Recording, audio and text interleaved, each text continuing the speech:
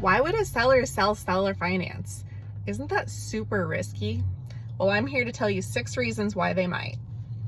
But first, what is seller finance? Seller finance is when the seller moves up the totem pole from landlord to bank.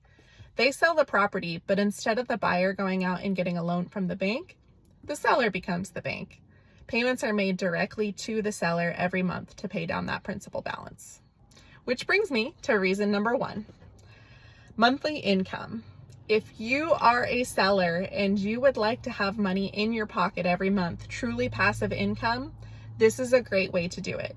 You can structure it with a little bit of flexibility to where the payment amount that's coming to you every month matches your own personal needs. Number 2, a higher sales price. Because you are allowing someone to come in and make payments on it, you are a lot of times able to command a higher sales price for the property. So instead of getting market rents or even maybe below market rents, because everyone seems to be lowballing right now, you can actually request that the buyer pay full market value or even a little bit above market value. Number 3, tax benefits. This is one of my favorite reasons. Capital gains are costly, and a 1031 comes with a lot of restrictions. Selling via seller finance allows you to have some flexibility and reduce your tax liability. In fact, the payments are often taxed as ordinary income rather than capital gains. This can amount to huge savings for the seller, especially if they're an investor. Number 4, more buyers, which means a faster sale. There are a number of buyers out there who are looking to purchase a home who maybe don't qualify for a traditional bank loan. Now, that sounds scary, but realistically, it could be because of valid reasons, like maybe they're on 1099 income, maybe they own a business and it's harder to document that income. This allows for selling via seller finance, allows for a larger buyer pool, thus meaning your house gets sold faster. Number 5, we touched on this a little bit, but no property management.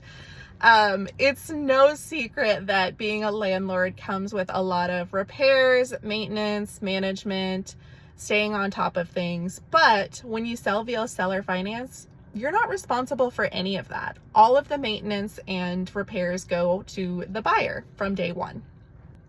And lastly, number 6, flexibility. What do I mean by flexibility though? There's a couple of different things that I wanted to highlight here. 1, you're able to negotiate terms with the buyer. Do you need a bigger down payment?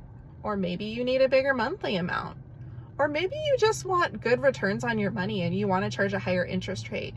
These are all things that are negotiable, and you can work with the buyer in order to get the terms that you need to fit your long-term goals.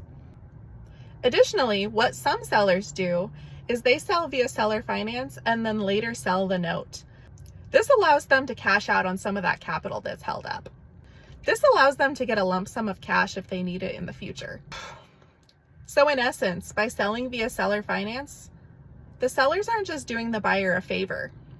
It's ideal for a seller who's wanting to make smart moves, maximize their flexibility, and also maximize the dollar amount that they're earning for their property.